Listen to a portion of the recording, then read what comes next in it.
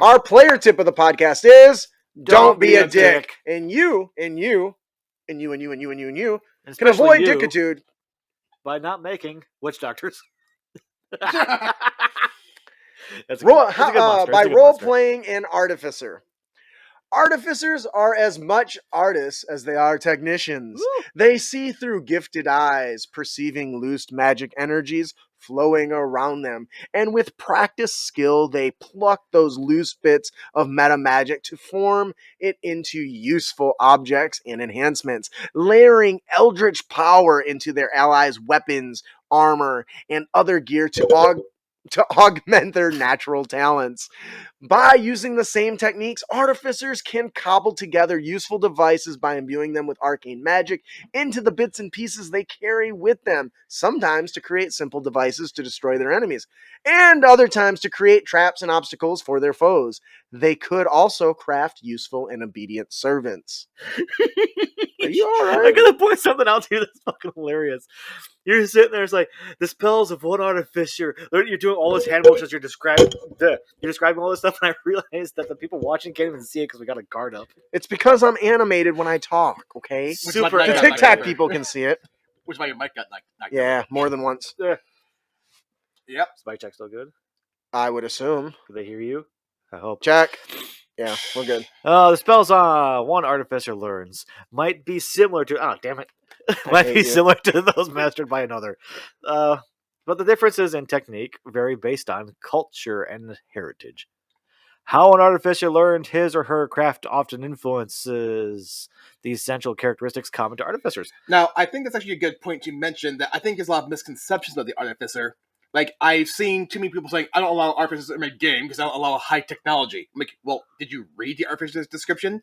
Because one example they literally gave is empowering an item by taking a quill and drawing a symbol on it. Does that sound like technology to you? And for that matter, they... He's really passionate. Yeah. And... I've never played an artificer, so I don't know. Yeah. And it just died. For that matter, they... oh, yeah. Sorry. Yeah. They're basically just like spellcasters. They just are item focused in how they do it. So yeah, I feel bad. Yeah. As a result, you can showcase how cultural knowledge and tradition might modify how an artificer approaches the magical techniques he or she masters. Since these feats are all designed for the heroic tier, any artificer that meets the prerequisites can take these feats. Robert J. Schwalb, Dragon Magazine, 387. Yes. Ignore the parts about the feats. This is from Robert J. Schwab's article in Dragon Magazine for 4th edition, and there goes half our audience. Andrew says, in a game streamed by Old Dominion heroes, one of the players is a Warforged artificer whose leg contains a bag of holding, so he has a leg of holding. That is awesome. Yeah. So this is just something to remember when you're playing something like an artificer. Yeah. Don't be afraid to bend the flavor of things to fit a particular theme. Yeah. To me, if I'm to play, let's say I'm going to play a dwarven artificer, I'm going to flavor everything to be dwarven. Like, one of my turrets might be a freaking walking anvil that just blasts things out of it, you know?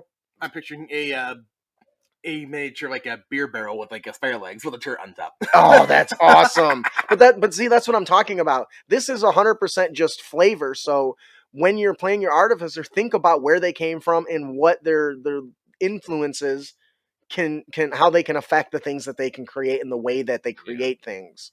Do you have anything to add, Brandon? It looks like he's texting. No, I was looking at TikTok stuff. No. Yeah, I didn't think so.